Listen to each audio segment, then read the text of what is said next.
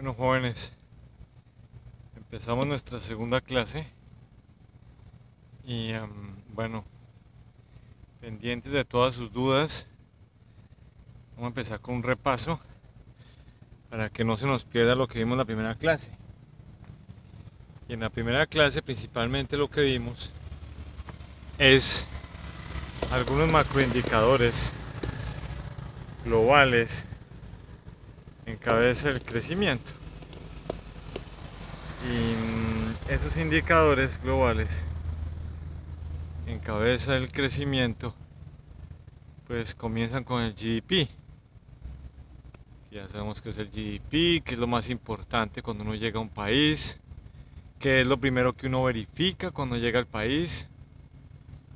Y está el GNP. ¿Qué diferencia hay entre el GDP y GNP para medir? Normalmente los países desarrollados utilizan muchísimo el GNP, General National Product. Y ese GNP se utiliza mucho en los países desarrollados porque mucho de lo que se produce de riqueza en esos países es generado desde multinacionales que están fuera del país. Entonces por eso se utiliza mucho el GNP. Entonces yo, mientras que voy dando aquí un pequeño paneo para mostrarles aquí lo que es un puerto, pero es un puerto que tiene una característica y se van a dar cuenta diferente al que vimos en la primera clase. Bueno, lo otro que vimos fue los per cápitas, GDP, GNP. Entonces, si eso es así, si lo que yo les acabo de decir es así, también podemos decir que el GDP se utiliza mucho como medida de crecimiento para los países subdesarrollados, porque la riqueza interna es lo que más influencia tiene en esos países. Entonces, repasemos: GNP para países desarrollados, GDP para países subdesarrollados.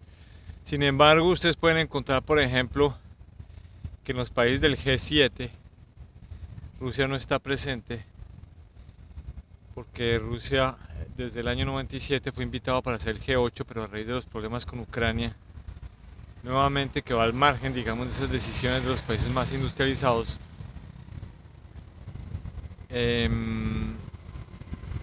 Esos países son realmente los que me deben importar más a mí. Y me deben importar más a mí porque son los que, a pesar de la crisis de muchas de sus monedas, siguen marcando lo que es la pauta de los negocios a nivel internacional. Yo acepto, y por supuesto que es una de mis hipótesis que he mantenido los últimos años, que si el 30% del comercio mundial se maneja, y yo diría que un poquito más, desde Asia y por Asia, indudablemente que es un sitio del mundo también de muchísimo movimiento y que por lo tanto es determinante para lo que son las decisiones a nivel mundial. En cuanto a los per cápitas, pues como su nombre lo dice, es la medición pero por persona, y ya les decía yo a ustedes que no quiere decir que en realidad ganen eso, sino que en promedio ganan esos niveles de ingreso durante un periodo de tiempo. Y ese periodo de tiempo puede ir desde un mes, un bimestre, un trimestre, semestralmente, o normalmente como se toma, que es anualmente. Bueno, también ustedes revisaron un poquito lo que es el SIU o el ISIC.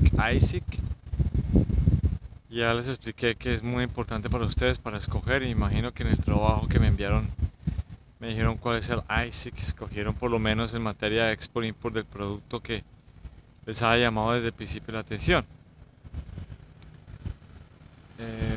Bueno, pues eso básicamente fue lo que vimos en la primera clase. Y continuamos con los indicadores macroglobales. Y entre los indicadores macroglobales hay uno tan importante como los anteriores, que es inflation. Yo voy a empezar por el revés. Imagínense ustedes que los contratan para hacer un estudio para que puedan hacer un negocio en Colombia. Y la empresa que los contrata les dice, mire, yo quiero tener predicciones de flujo de caja, P&G, utilidades netas, utilidades brutas, teniendo en cuenta la inflación, porque eso me permite tener un cálculo más exacto. Y lo primero que ustedes se van a dar cuenta es que efectivamente la inflación en Colombia este año va a estar y está bastante complicada de manejar. La subida de las tasas de interés del Banco de la República pues lo demuestra. 7,25%, que eso es demasiado alto. De eso hablaremos con tiempo. Fuera de eso, la inflación al mes terminado de junio bordea más o menos anualmente en más del 8%. O sea, no nos está yendo bien en ese indicador y como les digo, es muy importante porque permite proyectar los flujos de caja.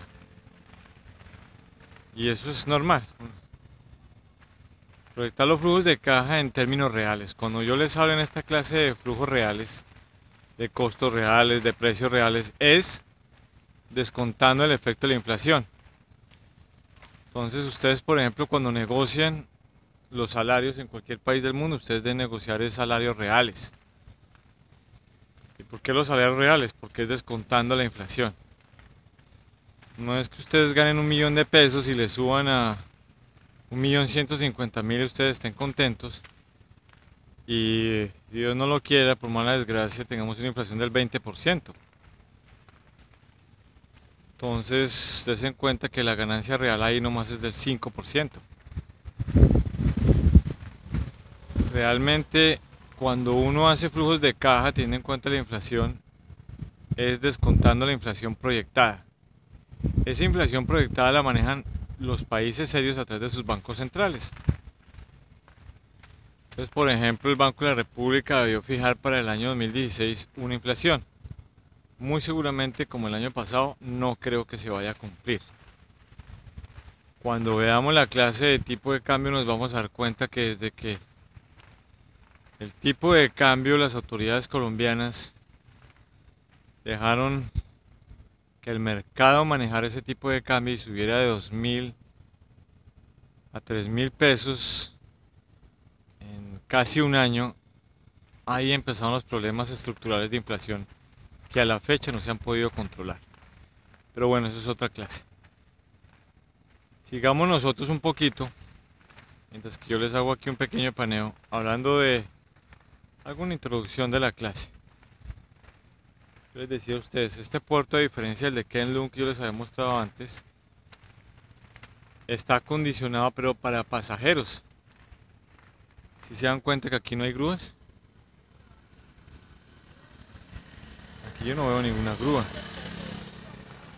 Y efectivamente, sí veo varios barcos parqueados. Entre esos uno muy grande también de pasajeros, que en este momento está al frente nuestro. Entonces, los puertos se acondicionan de acuerdo a su movimiento de carga. Ahora en la segunda parte de esta clase me voy a ir a un puerto pesquero, por supuesto. Sigo en la ciudad de Mangón, sigo en la isla de Penjún, o isla Pescadores, que ya también les envié un video hablándoles un poquito de lo que es la historia de esa isla. Esta isla, como también ya les decía a ustedes, se especializa básicamente en varias actividades de negocios. Una, el turismo. Aquí viene muchísimo turista, sobre todo de China central, de China continental. Y la pesca. La pesca yo diría que es lo que mueve gran parte de la microeconomía de este puerto y de esta ciudad de Mangón, que es la capital de las Islas Pescadores o las Islas Pingú. Bueno, ya vamos a seguir con la clase.